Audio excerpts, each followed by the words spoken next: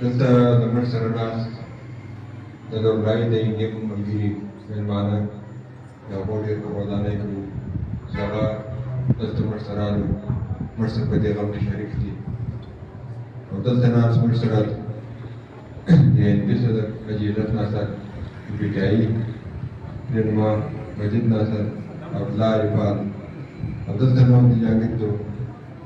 جهانګیر پلار او دا نور ملګري ولی خان دو شفیق دو او د وطن ملګري د انډیم ملګري دغو ټولو ډېر قربانۍ کوو ملګرو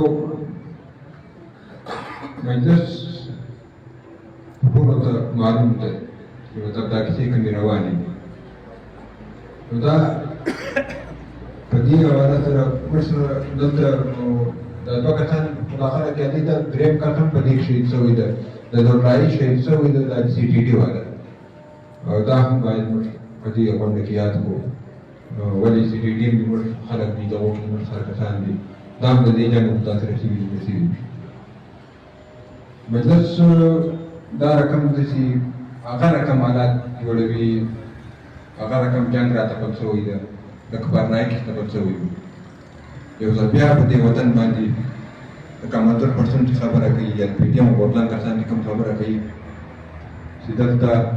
چې کوم ځای کې پښتون وطن کې مدنیان دي په هغو باندې جنګونه راتپل کېږي ځمکې نیول کېږي معدنیات نیول کېږي وسایل نیول کېږي کوم علاقې چې پښتنو علاقې دي چې په هغو کې شی نشته هغو کې خیر خیریت ده کوم علاقې چې معدنیات لري په هغو کې جنګونه راتپل کېږي بیا دا رقم خلک شهیدان کېږي لکه دا جهانګیر شهید شو لکه دا شاه محمد چې بله ورځ دا درې ورځې مخکې شهید شو لکه دا سی ټي ډي والا شهید شو د دوی دا جنګونه نه دي دا تپل شوي جنګونه دي دا مصنوعي جنګونه دي په دې خلاف راوتنه د دې خلاف غږ پورته کول دا لازمي ده په دې کې که خاموشه پاتې شو دا شی نور زیاتېږي او بله ورځ موږ ته شاه محمد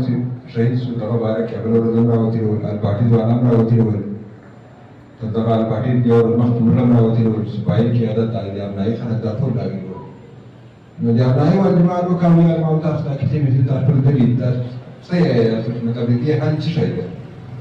دغه چې مطلب تاسو خاموش نه پاتې کېږئ تاسو به لازمي راولئ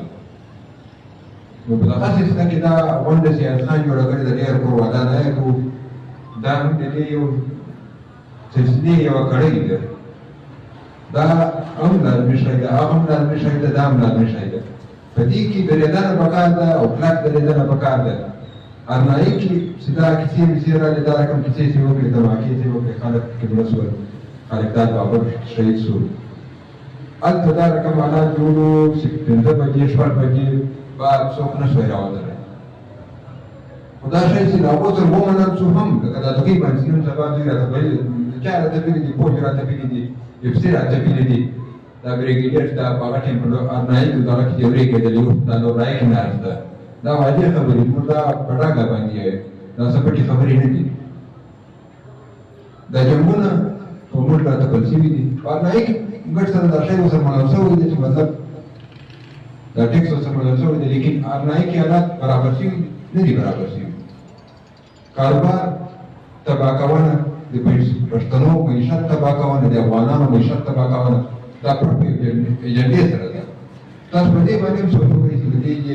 چې کاروایي چې تر بواټي پورې وسرېږي تر بواټي پورې ولې وسرېږي بواټي هم ماته بیا یو شی نشته پنجاب کې بیا یو شی نشته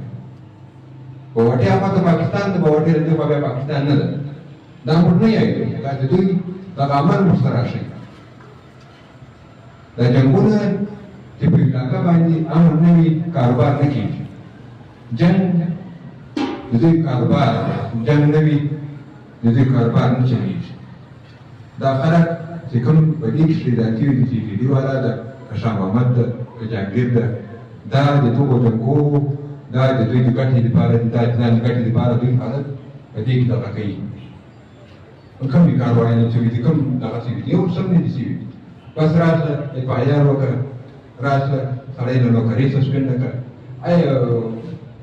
بلدیني کارونه کوي، نه کارونه کوي. دوی د هغې په دې باندې خلک خاموش اوسي. موږ خو دا ډاډ ورکړی دی، دا ټولو خلکو ته موږ دا ویلي دي، بیا ورته یایو چې مطلب په دې کې موږ خاموشه نه کښېنو، هېڅکله خاموشه نه کښېنو. په دې کې موږ راولو، موږ په هر صورت باندې راولو. د موږ راوتنه څه معنا لري؟ دا ځینې خلک یایي چې مطلب احتجاج هم څه معنا لري. احتجاج کم امپریشن راچي، کم تاثر راچي. دلته دا غونډه کم تاثر راچي، دا غونډه دا تاثر راچي، دا احتجاج دا تاثر راچي. دوی مقصد دا د چا چې جنګ راته کړی دی، مقصد یې دا دی چې مطلب خلک وډارېږي، خلک خاموشه شي، وډارېږي، خوب پکې پیدا شي. موږ احتجاج دا کار کوي، د موږ وینا دا کار کوي چې مطلب د خلکو د زړه هغه ډار، هغه خوب دا ختموي. دا د دوی چې کوم مین ویپن د مین هتیار ده، هغه خوب ده. هغه خوب یې ختم شوی ده. اوس په یوه نامه باندې، بېلې نامه باندې، یا بله پټروپ کې یا دا پښتنو سیمې کې وزیرستان کې TTP په نامه باندې جنګونه راځي. دلته چې اول جنګ راوتپل شي، دلته چې حالات خراب شي، د دې علاقې چې کوم سرمایه‌کار ده دا چیرې دي؟ دا به دي یا سند ته به ځي، کراچۍ ته به ځي، یا به پنجاب ته وړي. دا چې پنجاب ته ولاړې دا بیا به کورونه اخلي، مکانونه به اخلي، دا به بیا کاروبار کوي. دا سرمایه د دې چې دا سرمایه راغله دا یې هلته لګوي. دا د دې په ګټه باندې ده، پنجاب په ګټه باندې ده، د موږ په ګټه باندې نه ده. موږ په ګټه باندې دا شی دی چې مطلب چې دلته امن وي. دلته خلک دې حالت ته راتېرېدي دي، د موږ یو چا ته ورکړو، سم سړی ایریا لري، ادجان لري، هغه هم بغارې وي، هغه هم بیا د ښځو لیور هم خلک وي، ګاډیان مو خرڅ کړي. د دې شي کې عام سړی هم متاثره ده، عام سړی تر دې حده متاثره ده، دوکاندار هم متاثره ده، رکشې والا متاثره ده، ټول خلک متاثره